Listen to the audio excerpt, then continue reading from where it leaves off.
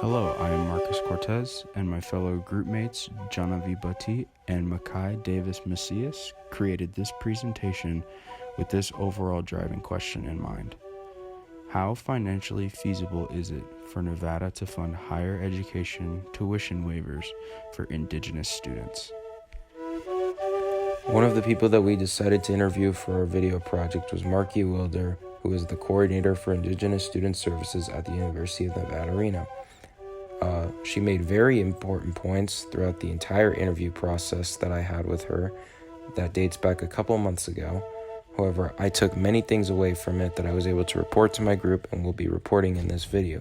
Some important points about this are she believes that a tuition waiver would be extremely helpful since many Indigenous people are impoverished. It would help increase the graduation rates because there is a huge graduation gap between the Indigenous people and many other ethnicities or races. As a matter of fact, Native Americans have only a 29% graduation rate, or a 6-year graduation rate, I might add, not even a 4-year, a 6-year, and this dates back to 2013. There's currently 117 Native American students at the University of Nevada, Reno, which is not much, and at the same time, because of this, and because there is no tuition waiver at the moment, people such as Marky are over $50,000 in debt, and that is after she has gone to grad school, which to me and to our group, we feel that is not feasible at all for having Indigenous for Indigenous people to be owing that much money when there is not a need for them to be paying that much money.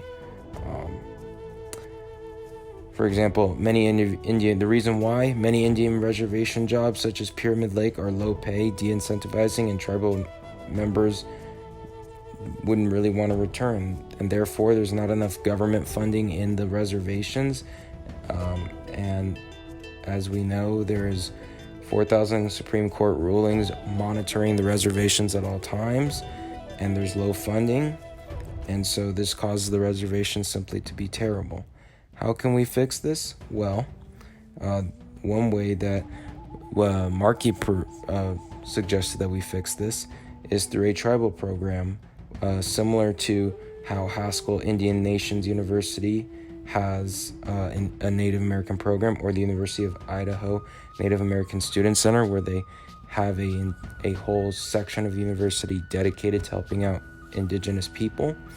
And Marky and I came out of that meeting believing that a tribal program such as that would be beneficial at the University of Nevada, Reno, along with a tuition waiver in order for Indigenous peoples of Nevada to continue to strive for a higher education and to bring more, help bring their families out of poverty.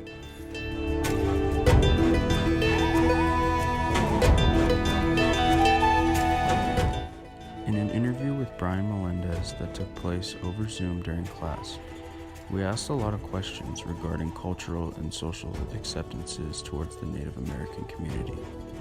Brian also answered some general questions about this topic of financial aid waivers for any struggling families of the Native American population. One point he really emphasized was that tuition should be free.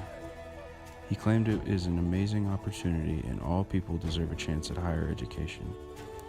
Another point he highlighted was that he wished there were more programs in high school that prepared him and his fellow students for college. And also that majority of U.S. tribes, Nevada included, are impoverished.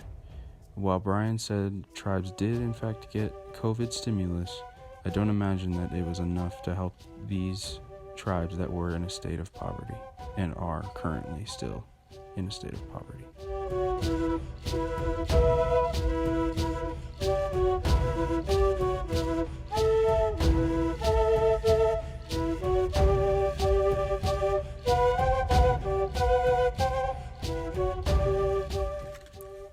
We are Group 2.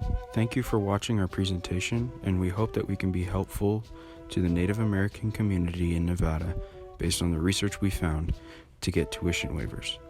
If there are any questions or inaccuracies, please contact us and we would love to expand our understanding or yours. Thank you.